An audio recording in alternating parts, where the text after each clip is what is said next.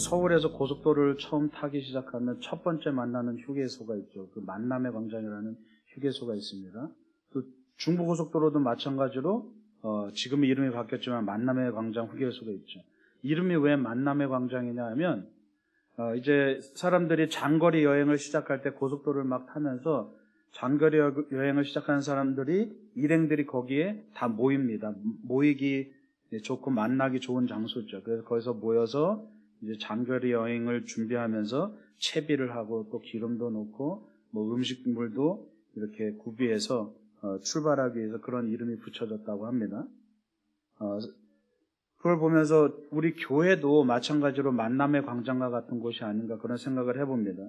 그래서 이곳에서 우리가 함께 주님을 만나죠. 주님을 만나서 우리가 주님과 함께 그 십자가의 길, 그리스도인으로서의 그 구원의 길을 함께 걷기 위해서 함께 동행하는 곳이 바로 교회입니다. 여기서 이제 출발을 하는 겁니다. 그래서 하나님께서 우리에게 교회를 세워주시고 이 교회를 통해서 신앙생활을 하도록 만드셨습니다. 우리가 코로나를 겪으면서 많은 사람들이 온라인에 익숙해지다 보니까 사실 많은 사람들이 교회에 나가지 않고 그냥 편리하게 유튜브를 보면서 예배드리고 거기에 만족하는 사람들이 굉장히 많이 늘어나고 있습니다. 왜냐하면 교회에 가봤자 또 사람들과 부딪혀야 되고 또 사람들과 가까이 관계를 하면서 또 마음의 상처도 받고 여러 가지 어려움들이 많기 때문에 그들의 마음속에 그냥 편리하게 교회에 나가서 굳이 사람들하고 아둥바둥 되지 않고 그냥 나 혼자 열심히 믿으면 되겠지라는 그런 생각을 가지고 있죠. 그런데 우리가 사실은 그런 생각을 가지고 있다면 신앙에 대해서 완전히 오해를 한 거죠. 하나님은 이 교회를 통해서 역사하시고 하나님은 이 교회를 통해서 우리를 만나주시고 하나님은 우리 이 교회를 통해서 구원의 역사를 펼치시는 분이라는 걸 여러분 기억하시기 바랍니다. 왜 그렇습니까? 중요한 것은 공동체 가운데 하나님의 나라가 임하기 때문입니다. 나 혼자서 열심히 그냥 나 혼자서 효율적이고 편하게 신앙생활하고 나 혼자 구원받으면 되겠지라고 생각하지만 사실은 이것은 복음이 아니죠. 항상 요즘에 우리가 배우듯이 이게 바로 유사한 복음입니다. 비슷한 복음입니다. 잘못된 신앙이죠.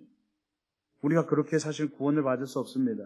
하나님의 나라 안에서 이 공동체 안에서 하나님의 나라를 만들어가면서 우리가 함께 이 장거리 길, 이 평생 이루어가야 하는 이 길을 같이 걸어갈 때 때로는 그 부대낌이 있고 때로는 서로 마음이 어렵고 때로는 그 관계 가운데서 또 교회 안에서 함께 무언가를 이루어 나갈 때 어려움이 있지만 이 안에서 우리가 함께 이 길을 같이 걸어가는 것 그리고 그 안에서 하나님과 함께 걸어가는 것 이게 바로 신앙생활이라는 것을 여러분 기억하시기 바랍니다.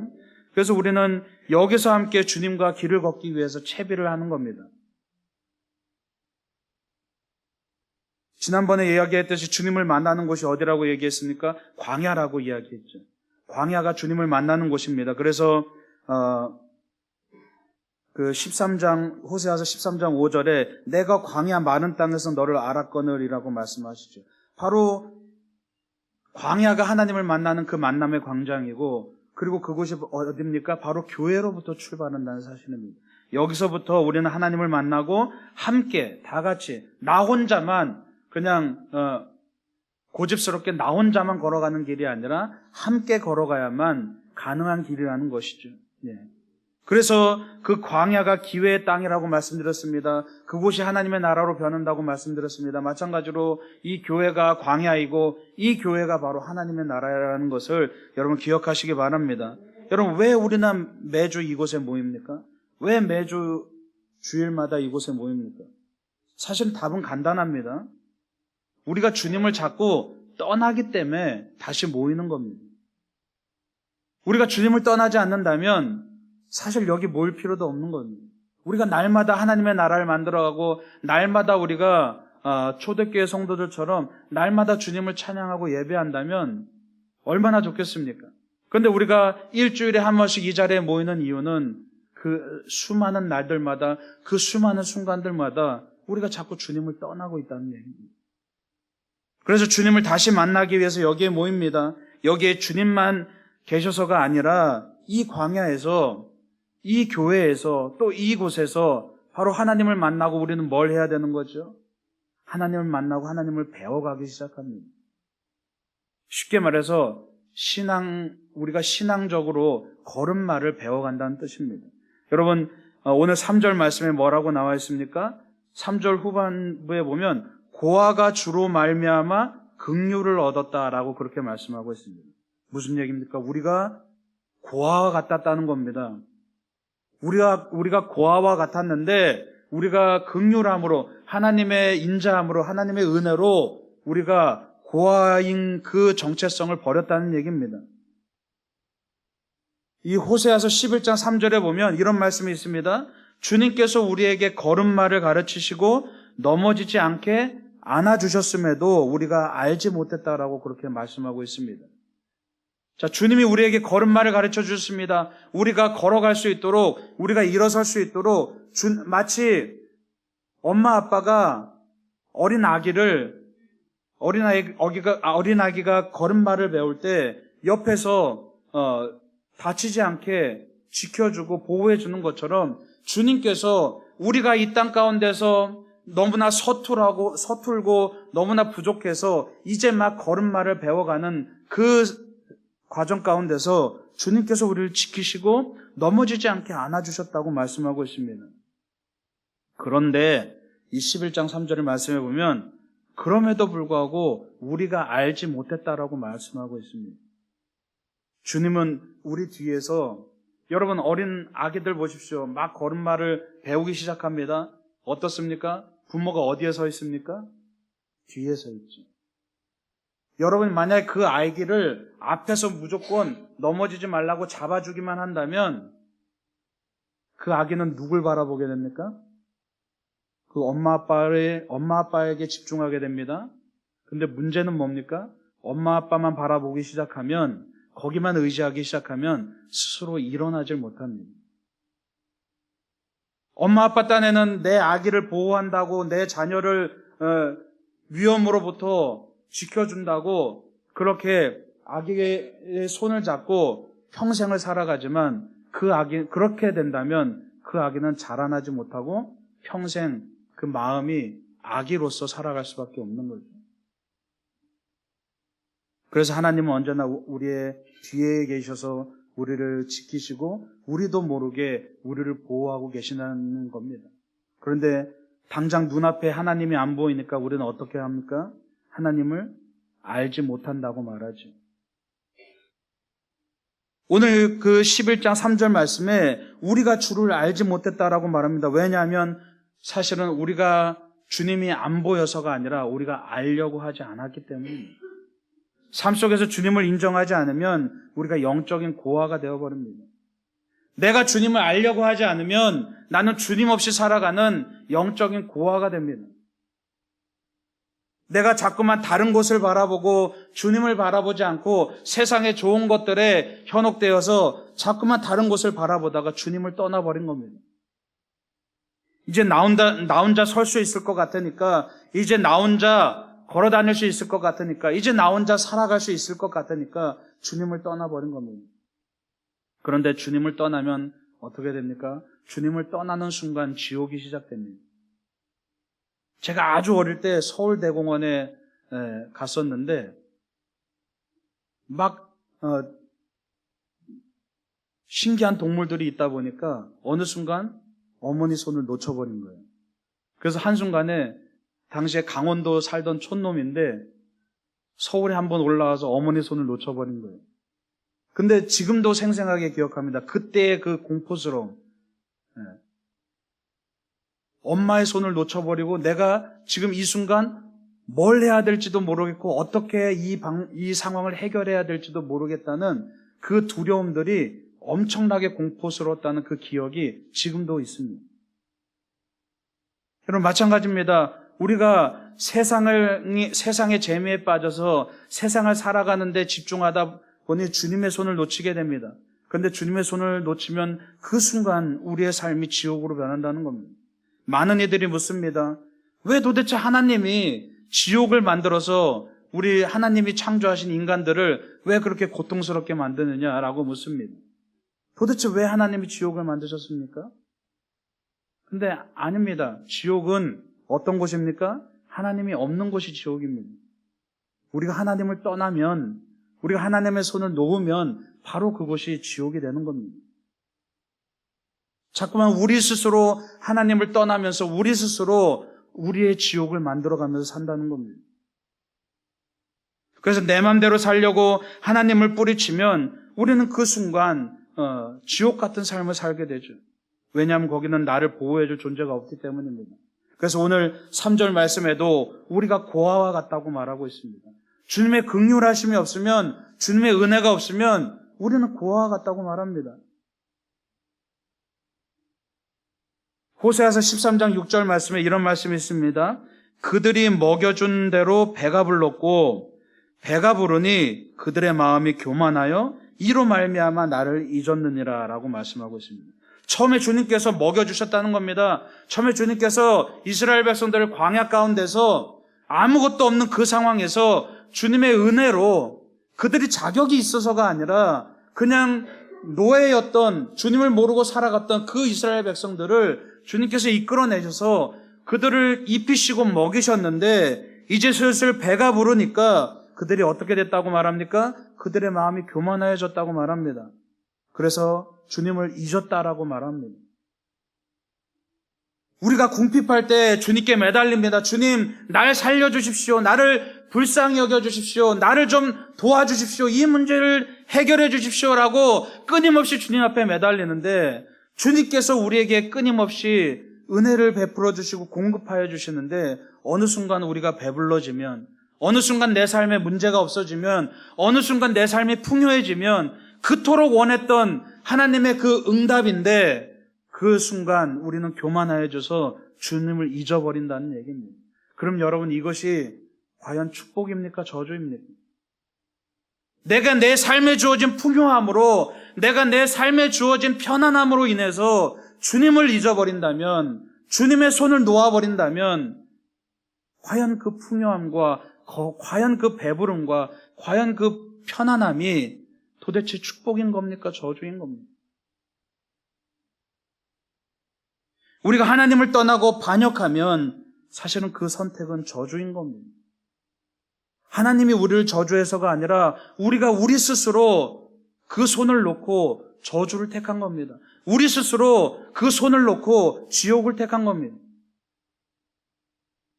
주님께서는 그저 우리를 사랑하셔서 은혜를 베풀어 주시는데 그것을 축복으로 만들든지 아니면 그것을 저주로 만들든지 그것은 우리의 선택에 달려 있다는 겁니다. 주님이 주신 은혜는 하나의 도구에 불과합니다. 그 은혜를 가지고 축복을 만들어 갈지, 그 은혜를 가지고 내가 저주스러운 삶을 살지는 나의 선택에 달렸다는 겁니다. 여러분에게 칼이 주어졌다고 생각해 보십시오. 이 칼은 하나의 도구일 뿐입니다. 그런데 이 칼을 내가 정말 요리에 사용하고 정말 좋은 곳에 사용하면 이것은 아주 유용한 도구가 되고 맛있는 요리를 만들어서 사람들에게 베풀 수 있는 그런 축복의 도구가 되지만 그 칼을 상대방을 해치는 데 사용한다면 그것은 저주의 도구가 되어버리죠. 오늘 4절 말씀 보십시오. 4절 함께 읽어보겠습니다. 시작. 내가 그들의 반역을 고치고 기쁘게 그들을 사랑하리니 나의 진노가 그에게서 떠났음이니라. 아멘. 하나님은 끊임없이 우리에게 동일한 것을 요청하십니다. 대단한 것을 요구하시는 것이 아닙니다. 우리가 신앙생활하면서 하나님이 우리에게 원하시는 것은 딱 한 가지입니다. 그게 뭐냐 하면 언제나 우리에게 선택을 요구하십니다. 우리가 주님을 위해서 해야 할 일은 단 한 가지입니다. 매 순간마다 선택하는 일입니다. 우리의 삶이 수많은 선택으로 이루어졌습니다. 신앙도 마찬가지입니다. 여러분, 어떻게 여러분 예수님을 믿기 시작했습니까? 우선 하나님께서 우리를 선택하여 주셨습니다. 그래서 예수 그리스도를 우리에게 보내주셨죠. 그 다음에 하나님께서 원하시는 것은 뭡니까? 우리의 선택을 원하시는 겁니다. 우리가 그 십자가를 선택하고 예수 그리스도를 선택하면 우리에게 구원이 주어지는 겁니다. 그때로부터 신앙이 시작되는 겁니다. 여러분이 주님을 위해서 할 수 있는 일은 사실 아무것도 없습니다. 무능한 우리 죄인들이 하나님을 위해서 할 수 있는 일이 도대체 뭐가 있습니까? 주님이 원하시는 것은 그저 주님을 선택하라는 겁니다. 주님이 먼저 우리를 선택하셨는데 우리가 주님을 선택하지 않으면 주님의 선택이 아무것도 아닌 게 되어버리는 겁니다. 그러나 주님이 먼저 우리를 선택하셨음으로 인해서 우리가 주님을 선택하면 그 선택과 선택이 만나서 진정한 하나님의 나라가 우리에게 임한다는 사실을 여러분 기억하시기 바랍니다. 예. 그때부터 주님께서 우리를 위해서 놀라운 일들을 행하시기 시작합니다. 주님을 만나고 주님과 함께 길을 간다는 것은 주님이 우리를 선택하셨고 우리도 주님을 선택한다는 그런 뜻입니다. 신앙은 매번 선택하는 겁니다. 주님은 그 선택과 더불어 우리의 모든 죄와 반역을 용서하시겠다고 오늘 말씀하고 있죠. 그리고 기쁘게 그들을 사랑하겠다고 말씀하고 있습니다. 그리고 그 순간 우리가 주님을 선택하는 그 순간 진노가 떠나겠다고 말씀하고 있습니다. 우리의 선택이 엄청난 일들을 가져오지.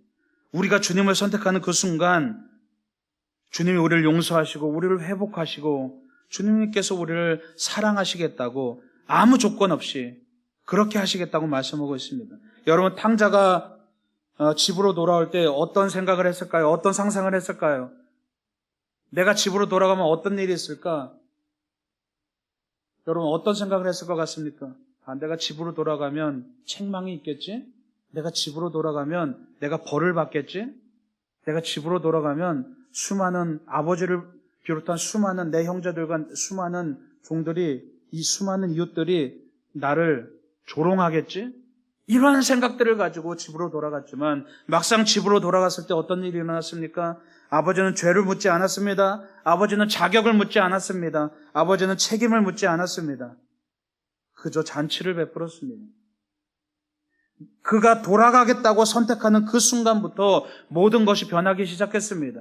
우리가 주님께 돌아가겠다고 선택하는 그 순간 우리도 모르는 사이에 놀라운 일들이 준비된다는 사실을 여러분 기억하시기 바랍니다. 예. 오늘 본문 말씀 2절에 보면 말씀을 가지고 돌아오라고 말씀하고 있습니다. 무슨 뜻입니까? 돌아오려면 우선 말씀을 가지라고 이야기합니다. 말씀을 취하라고 말하고 있습니다. 그냥 돌아오는 것이 아니라 말씀을 가지고 그 다음에 돌아오라고 말씀하고 있습니다. 다시 말해서 내가 말씀 따라 살겠다고 결정하고 선택을 하는 겁니다. 돌아온다는 것은. 그래서 말씀으로 나를 비출 때 내가 지금 얼마나 주님을 벗어났는지가 깨달아집니다. 날마다 그래서 우리가 말씀 묵상을 통해서 우리 스스로를 점검해야 됩니다. 그리고 날마다 우리는 주님께 돌아와야 됩니다.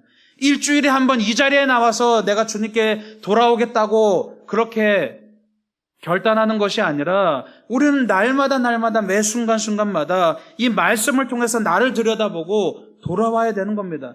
여러분, 우리가 그냥 돌아올 수 없습니다. 내 안에 내가 무엇이 잘못됐는지에 대한 그 기준이 필요합니다.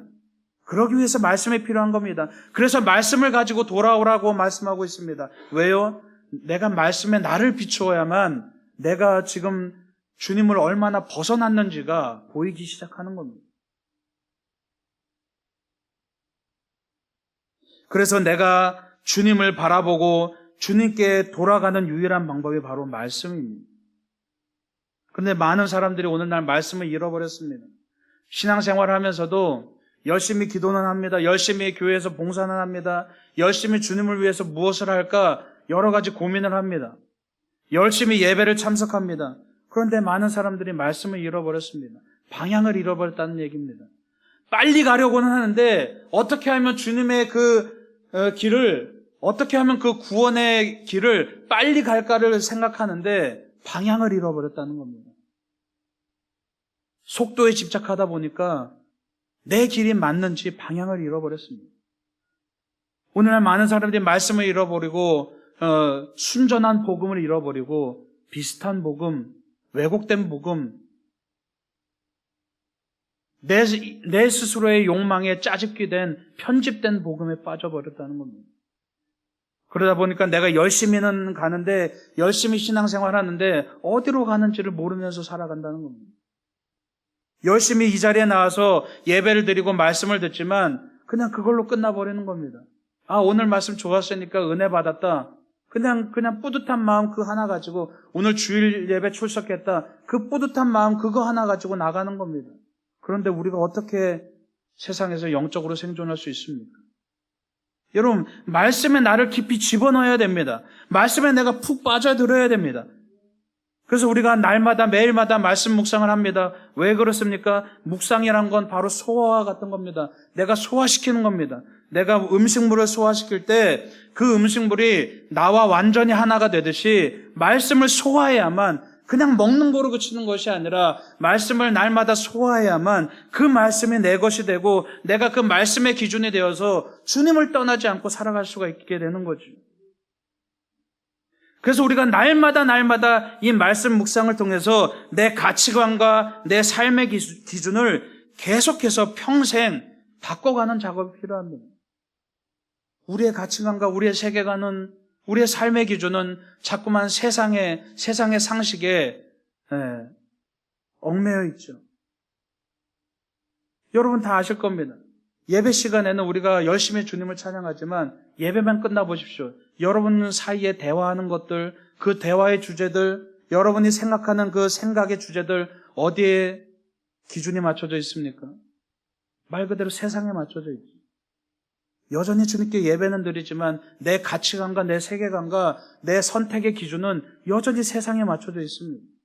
그런데 어떻게 우리가 변화될 수 있겠습니까?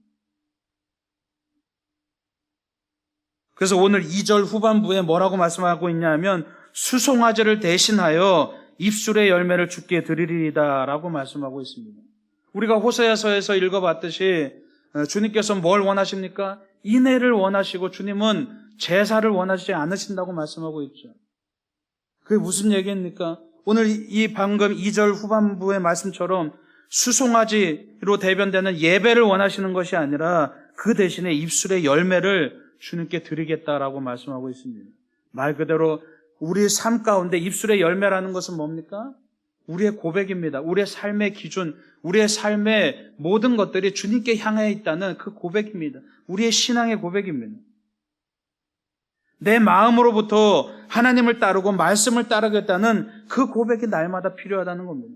그게 바로 돌아오는 방법입니다.